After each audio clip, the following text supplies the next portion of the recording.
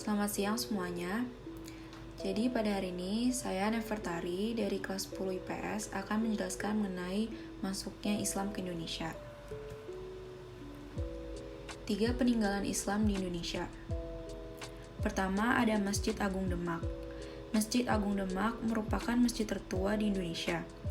Masjid ini terletak di Kampung Kauman, Kecamatan Demak, Jawa Tengah. Masjid ini pernah menjadi tempat berkumpulnya para wali yang menyebarkan agama Islam di Tanah Jawa, yang disebut Wali Songo. Pendiri masjid ini adalah Raden Patah, yaitu raja pertama Kesultanan Demak. Masjid Ampel. Masjid Ampel adalah masjid kuno yang berlokasi di Surabaya. Masjid ini dibangun oleh salah satu Wali Songo, yaitu Sunan Ampel. Di belakang Masjid Ampel terdapat kompleks makam Sunan Ampel. Keraton Sorosowon. Keraton Sorosowon merupakan bangunan keraton di daerah Banten. Keraton ini didirikan sekitar tahun 1522 sampai 1526 pada masa kekuasaan Sultan Mauna Hasanuddin. Teori masuknya Islam.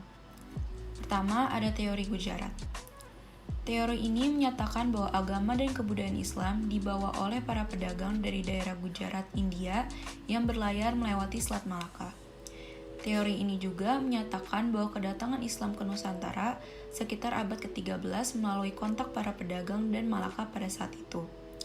Teori ini diperkuat dengan adanya penemuan batu nisan Sultan Malik Al-Saleh pada tahun 1297 yang bercorak Gujarat. Teori Persia. Persia adalah sebuah kerajaan yang saat ini kemungkinan besar berada di Iran.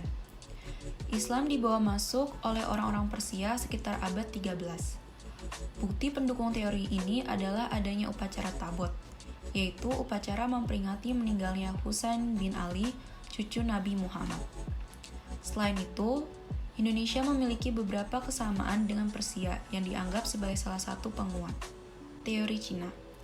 Teori ini menyatakan bahwa migrasi masyarakat Muslim Cina dari Kanton ke Nusantara, khususnya Palembang pada abad ke-9 menjadi awal mula masuknya budaya Islam ke Nusantara.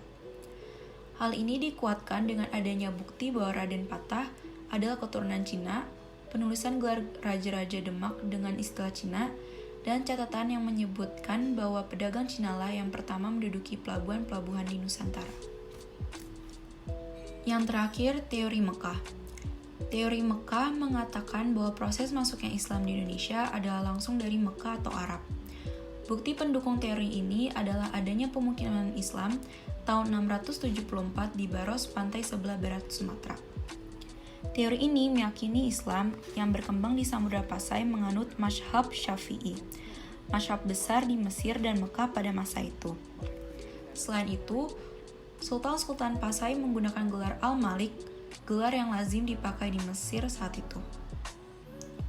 Jalur-jalur penyebaran Islam di Indonesia. Yang pertama, jalur perdagangan. Jalur perdagangan merupakan jalur pertama dan utama penyebaran awal Islam. Jalur perdagangan ini terjadi sekitar abad ke-7 sampai 16. Dalam proses ini, pedagang Nusantara dan pedagang asing dari Gujarat dan Timur Tengah bertemu dan saling bertukar pengaruh. Yang kedua, jalur perkawinan. Jalur perkawinan adalah penyebaran agama Islam dengan cara pernikahan.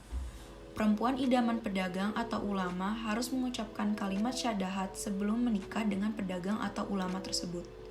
Contohnya, pedagang Islam dari Gujarat menetap di Indonesia dan menikah wanita Indonesia. Di antara wanita yang mereka nikahi adalah putri raja dan bangsawan. Maka keturunan-keturunan mereka sudah pasti akan memeluk agama Islam, begitu juga rakyat-rakyatnya. Yang ketiga, saluran pendidikan. Perkembangan Islam yang sangat luas mendorong munculnya para ulama dan mubalik. Para ulama dan mubalik menyebarkan Islam melalui pendidikan dengan mendirikan pondok-pondok pesantren di berbagai daerah. Yang keempat, saluran ajaran tasawuf. Tasawuf adalah ajaran ketuhanan yang telah bercampur dengan mistik atau hal-hal yang bersifat magis. Ahli-ahli tasawuf biasanya memiliki kekuatan magis dan keahlian dalam bidang pengobatan. Kata tasawuf sendiri biasanya berasal di kata sufi, yang berarti kain wol yang terbuat dari bulu domba. Ajaran tasawuf ini masuk ke Indonesia sekitar abad ke-13, tetapi baru berkembang pesat sekitar abad ke-17. Yang kelima, saluran dakwah. Ada 9 wali yang menyebarkan Islam dengan cara berdakwah yang disebut wali songo. Mereka dikenal telah memiliki ilmu serta penghayatan yang tinggi terhadap agama Islam. Yang pertama, Sunan Gresik. Sunan Gresik datang ke Tanah Jawa pada tahun 1404 Masehi. Kedatangannya dianggap sebagai permulaan masuknya Islam di Jawa. Yang kedua, Sunan Gunung Jati. Sunan Gunung Jati dikenal dengan nama Syarif Hidayatullah atau Faletehan. Wali keturunan Arab dari Gujarat ini berjasa menyebarkan agama Islam di Jawa Barat. Ia menetap di Gunung Jati di wilayah Cirebon. Yang ketiga, Sunan Ampel. Sunan Ampel lahir pada tahun 1401 Masehi dengan nama asli Raden Rahmat. Ia adalah pendiri pesantren Ampel Denta, Surabaya. Yang keempat, Sunan Giri. Sunan bernama asli Rasen Paku ini merupakan salah satu santri Sunan Ampel. Ia mendirikan pesantren Giri yang santrinya banyak berasal dari Maluku. Ia juga dikenal sebagai seniman yang menciptakan Gening Jawa, Asmarandana, dan Pucung. Ia dimakamkan di Gresik, Surabaya. Yang kelima, Sunan Bonang. Sunan bernama asli Raden Maulana Makdum Ibrahim ini juga merupakan seorang seniman yang menciptakan Gening Jawa, Bonang Durma. Ia berasal dari Tunam. Ia dimakamkan di Tuban pada tahun 1525 Masehi. Yang keenam, Sunan Kudus.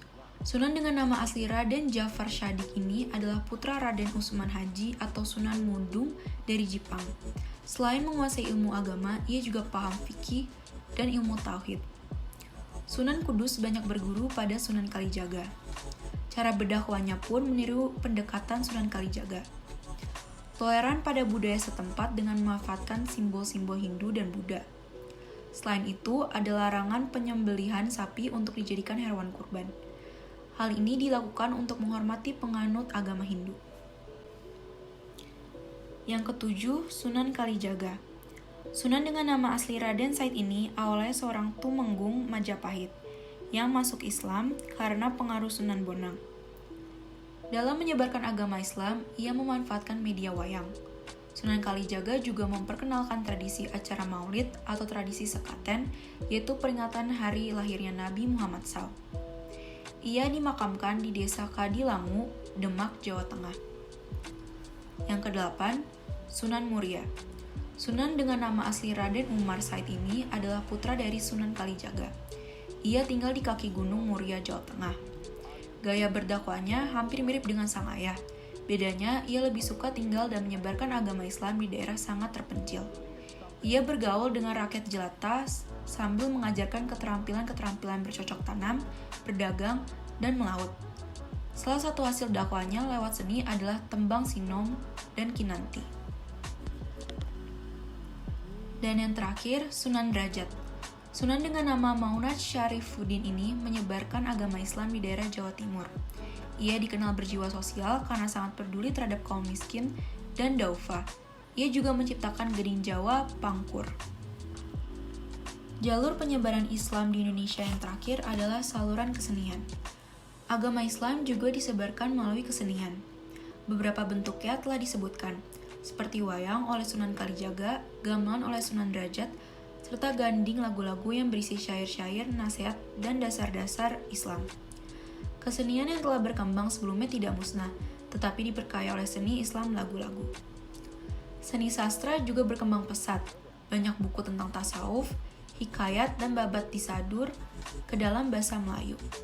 Jelaskan mengapa agama Islam bisa begitu diterima dengan baik di Indonesia dan bahkan menjadi agama dengan pengikut terbanyak di Indonesia.